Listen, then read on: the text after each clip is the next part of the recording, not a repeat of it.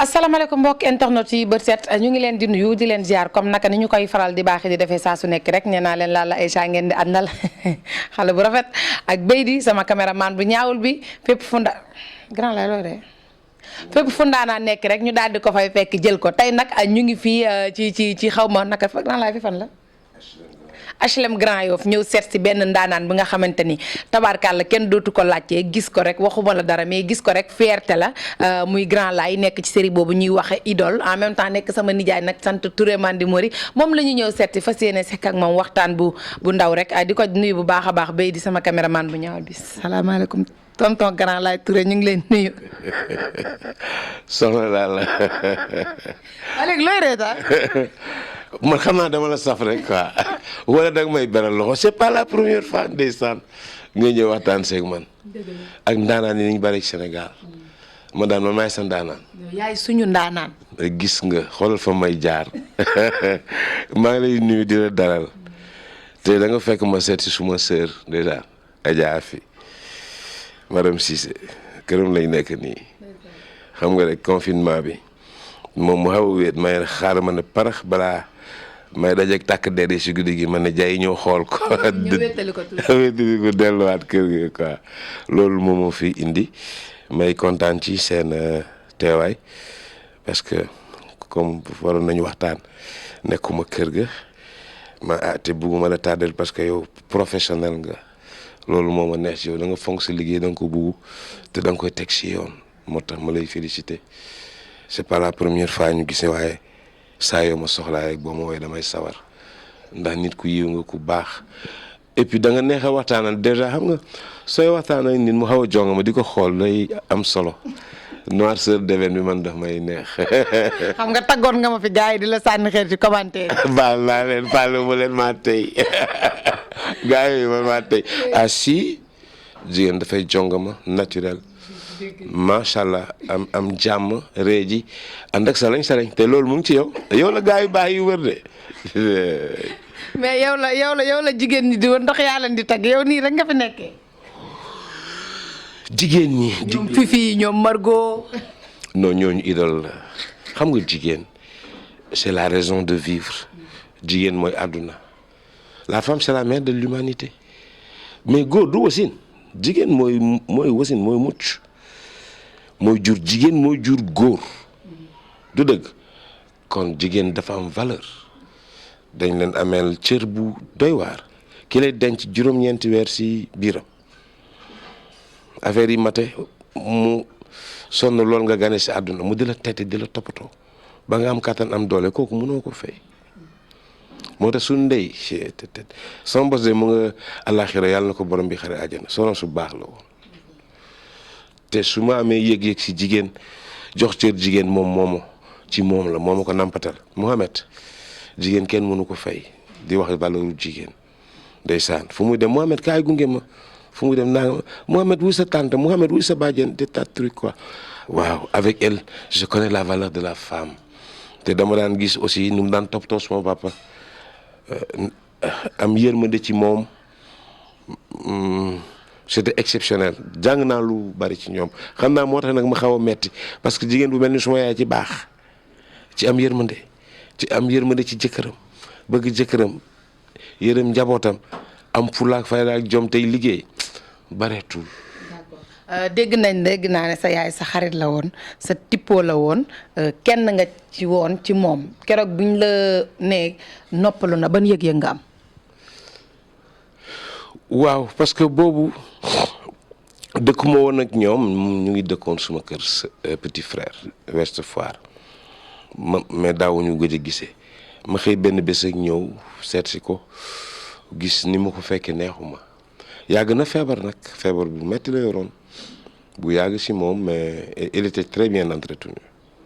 macha allah ñun gëmuwuñ ko woon docteur yi dañuy jaabante rek di ko toppatoo docteur yi sax yi doon la ñoon maam Adja mais jour boobu bi ma ñëwee gis ko xam naa ne ça n'allait pas vers 14 heures ma am fièvre bu metti plus de 40 degrés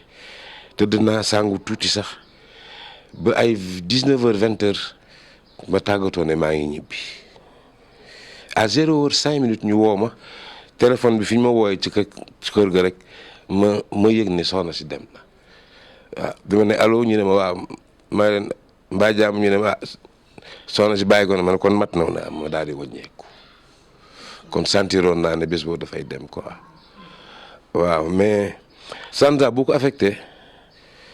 parce que c'était une maman poule ñi nar a déglu lii bu ma waxee dinañ xam ne non dinañ loolu dëgg la aji aana moom yaay ñëpp la woon quoi c'était la maman de tout le monde. mais tey Grand Laye ñu bëri xamuñu Grand Laye si idole rek lañ koy seetaan kan mooy Grand Laye. mais Grand Laye idole lañ ko daan gis tey tu m'as trouvé en famille je suis venu voir ma sœur Adja Afi man Mouhamed Touré laa tudd juddoo Njaareem nag yàgg fa loolu maa ngi fa ñëw Dakar 82 laa ñëw Dakar boobaak léegi nag maa ngi fi yàgg na waaw nekk un góorgóorlu quoi daanoo ko jóg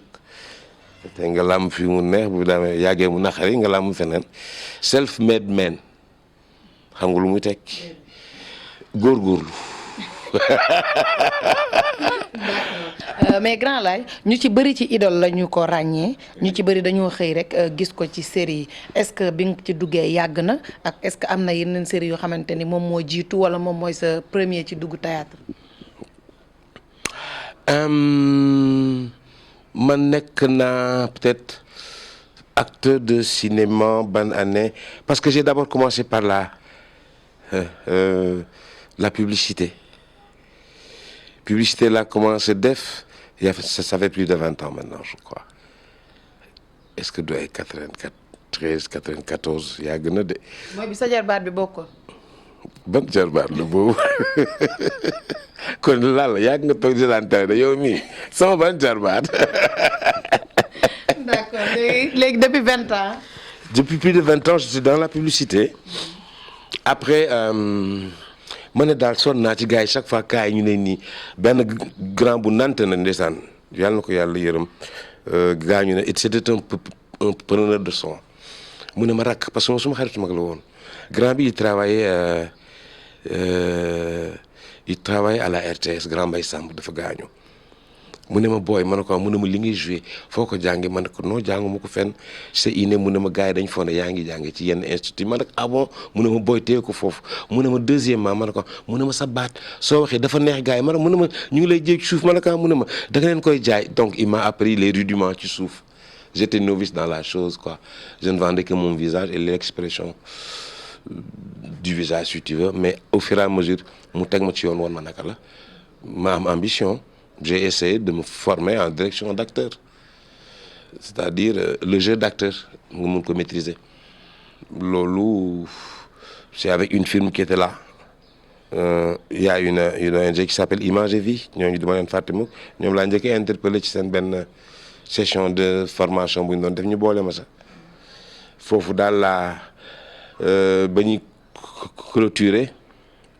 il y avait pas mal de réalisateurs parmi ñoom am na ku ñuy wax Ahmed Fall Diagne woon na ma laaj ma suma numéro de téléphone ma jox ko 3 jours après mu woo ma il m'a donné mon premier rôle ça j'ai joué avec Rokhaya Niang mi nga xam ne c'est la meilleure en Afrique boobu man kii n'avait pas encore commencé ma war a nekk son patron dans un service de rédaction war ko envoyé en mission mu war a defal ma reportage ñëw rendre ma compte déjà j'étais rédacteur en chef et j'étais dans les dispositions Ahmed Fall il a eu tellement de plaisir ci film boobu mu ne ma mais non mais mon grand tu es fait pour le cinéma je le pensais pas mais finalement au fil des temps ko gis affaire yu demee noonu rek daal di laaj ci suma contact woo ma. ba loolu moo la dugal ci idole. loolu mooy nekk noonu idole aussi c'est à partir d'une publicité c'était un thé à vulgariser man ak Tafa ñoo ko joué ak ñoom it Margot tu vois boobu Margot n'existait pas Tafa n'existait pas Tafa était un rappeur moo doon xim tu vois alors on a fait la pub c'était avec une agence bu ñuy wax Étincelle de Ibou Guèye xam naa foofu la moo bàyyi xel quand bi muy dawal idole il a fait appel à moi waaw ñu def un casting pour le rôle de Grand Laye mu confier ma rôle de Grand Laye donc un patron de presse mais plus ou moins spécial. ñu jox la rôle boobu tey ku xam sa rôle boobu xam ne non dafa spécial ci dëkk bi ah mais nga ñëw rek ne ko frux Grand Laye est-ce que xawul mel noonu sax ak cangal verre yi wàccee ko fii ay ñoom fi Margot grand bi daal dara du ko romb te ñu mool lay tànn nag. góor balaa baax dafay bëgg jigéen te su bëggee jigéen na bëgg jigéen ju baax ju yiw te taaru mais rôle Grand Laye bi rôle patron de presse la bari nañ ci dëkk bi y a de bons patrons de presse mais y en a d'autres qui sont tordus nañ ma baal bu ñu ma déggee ñoom laa doon sànni xeer parce que y a des patrons de presse yoo xam ne dañuy créer seen organisme gars yi ñëw di liggéey xaalis bi dugg mais pour gars yi mos ci dafay jafe te ñoom ñoo liggéey bi moom mooy dawal oto bu baax am jongama ju taaru wala mu ngi ci bërëb yu baax yi c'est un jet-setter koppar yaa ngi ñëw soo waxee mu naan la journal de 100 francs mais dafay mën a indi xaalis da ngay góorgóorlu ngeen ngooy ci moo tax gars yi aussi journaliste boo ci yebal reportage bu demee bu ñu ko joxee passe mu jël ko parce que li nga warloo ak moom defloo ko yenn xalu jigéen aussi ñëw pour jàng métier mi yàkkam ci bëgg a brûler les étapes foog waa ji chantage la promotion canapé boo ma ñamalee ma yéegal la boo ñamul ma dàq la donc yu mel noonu daal lañ jaxase jàmb ko ba mu fa tara jox ko Grand Laye ne ko incarné ko alors moi je n'avais rien compris parce que c'était ça je me suis mis dans la peau d'un patron de presse l'un des meilleurs d'ailleurs parce que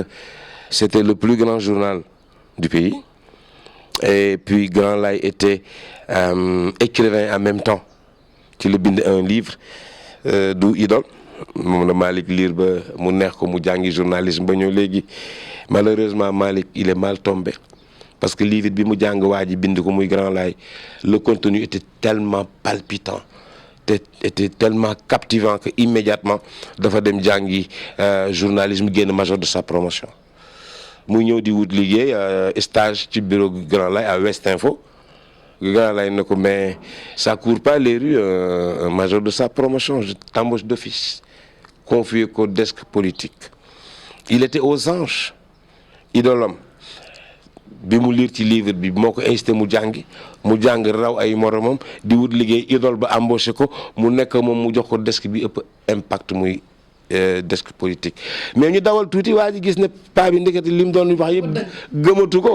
paa bi dëpp na veste bi dafay dóori marto dafa bëgg xaalis mu nekk nag une guéguerre entre Malick et son idole loolu mooy l'histoire mais c'était extraordinaire te nice les gens ont aimé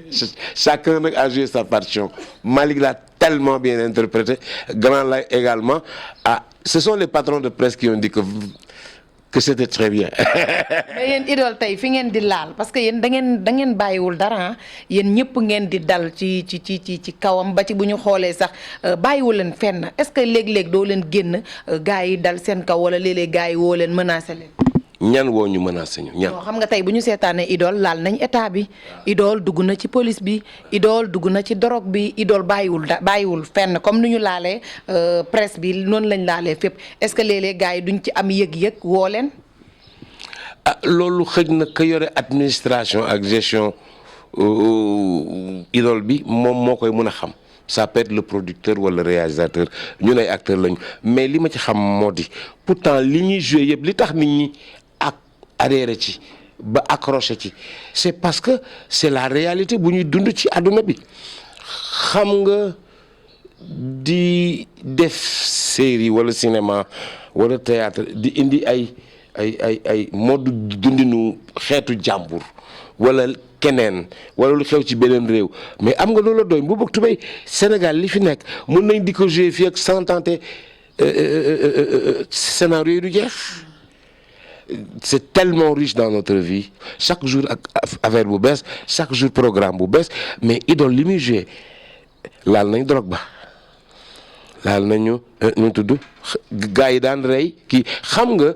pour tout simplifier dama la bëgg a ne la West Info dañ ko jëloon mu nekk benn lucarne palanteer la woon c'était pour nous permettre à travers la presse montrer la manière de vivre des Sénégalais et en même temps donner des leçons de vie. Donc le prétexte du journal da ngay xool ne même au niveau de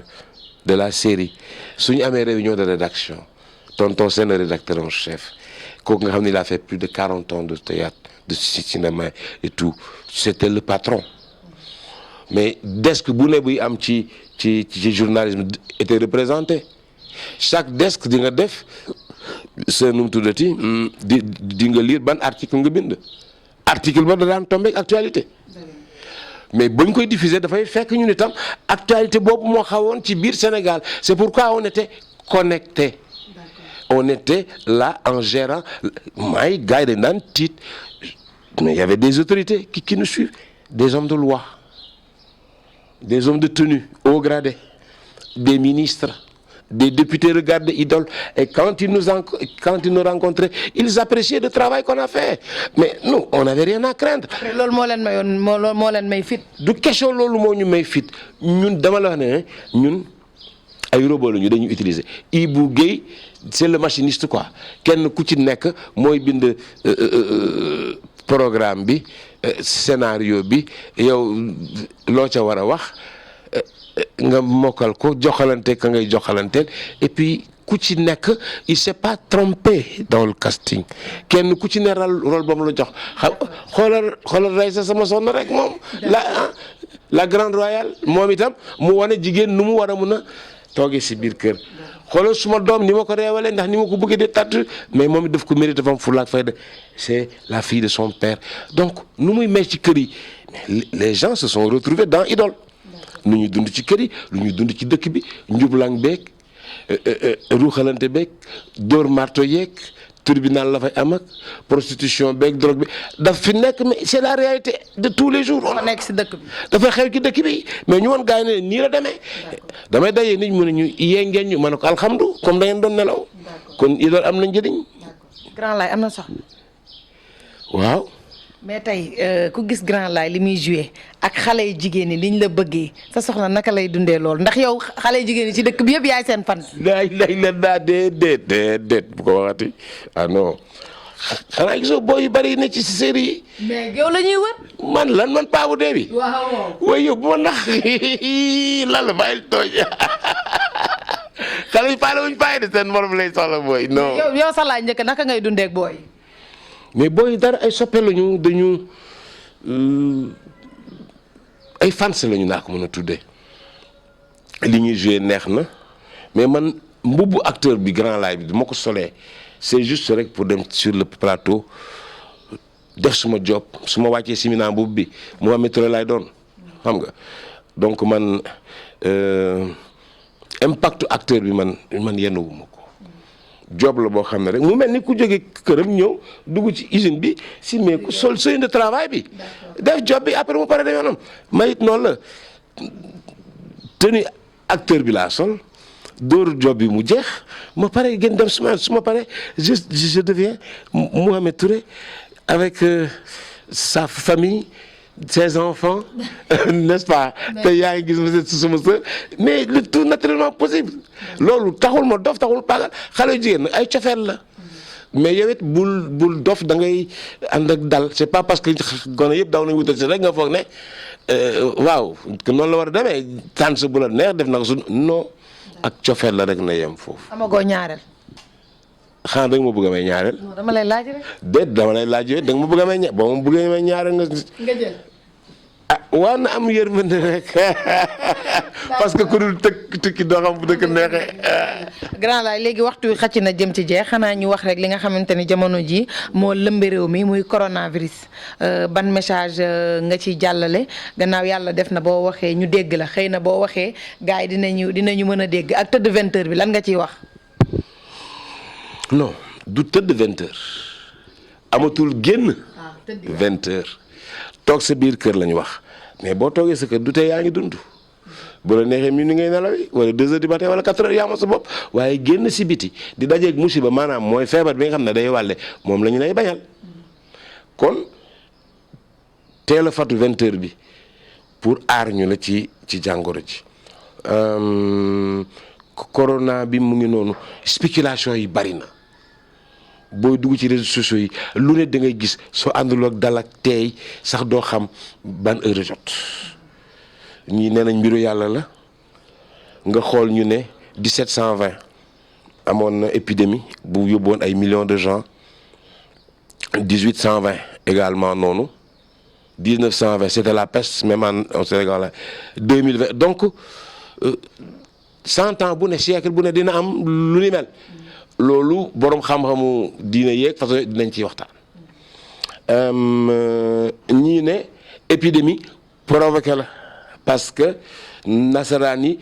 comme ñoom bariwuñ njaboot benn soxla la ñuy am ñu dañuy am ñaar ba ñett africains yi dañuy jur rek loolu la ñu wax waaw xeetu Afrique dafa war a mën a ñëw ëpp ci àdduna bi ñu ne nañ faagaagal loolee donc nañu def loo xam ne nii da leen di dugg ñu ne leen li koy faj ndekete boobu moom moo lay lor ne da lay faat pour wàññi askanu Afrique ngir ñoom ba tey ñu mën a nekk suñu kaw mais dañoo juum yàlla mooy dogal te yàlla li muy tëral na ko ba pare man nag li ma ci jaaxal moo di ba ñu jaaxlee ñoom ñëpp église lañ cay nodd léegi buñ dee bu Maison Blanche di fa wàcce kaamil di jàng alxuraan nga xam ne tubaab yi jomme nañu kon ñun li ne ci ñun yàlla moo ñu ko jagleel nañu gëm suñu bopp nañu xam suñu bopp nañu nangu li ñu yàlla may mais teg ko ci lan ci xel ak sago askanu Sénégal nag leen rek laa leen di ñaan ñu ànd ak yar suñu jeunesse bi dinañ ko dégg ma wax ko dinañ ma mere mais manque d'éducation moo ñu tàddal ci lu bari quoi dégg ndigal dafa baax sa waajur sa kilifa nañu booloo xoolandoo benn bërëb dóorandoo ba benn bërëb pour war a mun a xeex lii mën koo daan mu jóge fi on continue la vie déedéet da ngay gis ñu ne non man damay génn dama tàmm guddi sànq dama lire benn vidéo dama réew bu ko dee man tàmmuma tëdd guddi de nii de 3 heures 4 heures looy def ci xaw ma ko xale bu jigéen ci seen réseaux sociaux man damaa jommi loolu ñàkk jom googu wala loolu ñàkk nekk nit la nañu dallu toog ci kër gi nañu respecter les consignes d'hygiène nañu respecter les suggestions ak les conseils des médecins et des hommes de la médecine pour affaire bi ñu teel a koo xeex jaay ko doole tënk ko sànni ko mu génn dem ñu xoolal li ñu nekkee ko confinement bi mais réew mi doxul dara doxul dafa metti ci ñëpp comme bi amatul mais ça ne va pas lan moo ñu ko yóbbee pourtant xëy na bu ñu ànd ak yar ak teggin dégg ndigal am Pastef ak fulla ak fayda boole ci di ñaan yàlla mu te jéggalu ko affaire bu na fee gaaw jóge mais kenn ku nekk di xoolal ñuy aaye gars yi ils font du trafic y a du n'importe quoi indiscipline sénégalais rek moo ñu nar a tàddal affaire bi du fi gaaw a jóge mais bu ñu amoon ànd ak yar ak teggin le président il a fait ce qu'il devait faire mais du moom rek les autres borom diine yeeg kursi aussi ñu ngi ci di ñaan mais ñun population yi les plus concernés aussi nañ jël conscience de nos responsabilités ñu incarné ko ku ci nekk yaa seef sa njaboot nga xëcc nit ñi teg leen ci yoon bu ko ku nekk defee mu nekk unanimement feebar bi dana fi gaaw a jóge mais discipline rek moo ñu mën a may loolu mais tant que ñu ngi ko ne ci nii xamatuma ci dara de. waxtu wi jeex na ñu bàyyi la nga tàggatoo mais laata boobu dafa mel ni agression yi dafay jaaree wàññeeku de ndax saa yoo yeewoo rey nañ dit fii rey nañ fii agressé nañ fii man yooyu yëpp dafa mel ni déggatuma ko fi. waaw parce que les forces de sécurité et de défense ont pris en main la sécurité du pays gis nga ci njëlbeen gi sax ay samba booyoon ci rax mandargaalu sax takk der di njubla ay faux gendarme faux nangam di tas de truc mais lii daf ci baax te man de damay ñaan les autorités étatiques xam naa dinaa ko wax ñu ne ñu daggal ma fu mu gën a xasaw waaye sama yaay mu nga àjjana lu leen ne ngeen wax couvre-feu bi damaa bëgg lii bu jeexee président na ko yemale 10 heures continuer ko 10 heures waaw bu ku reer tëdd nit ñi am jàmm force de l'ordre sécuriser réew mi dara duñu faagaagal un point tiré que les gens soient disciplinés monsieur le président man maa la koy ñaan man waxuma nga dagg ko de. couvre-feu bi à partir de 22 heures na ko waaw bu affaire bi jeexee de 22 na gaa yi tëddi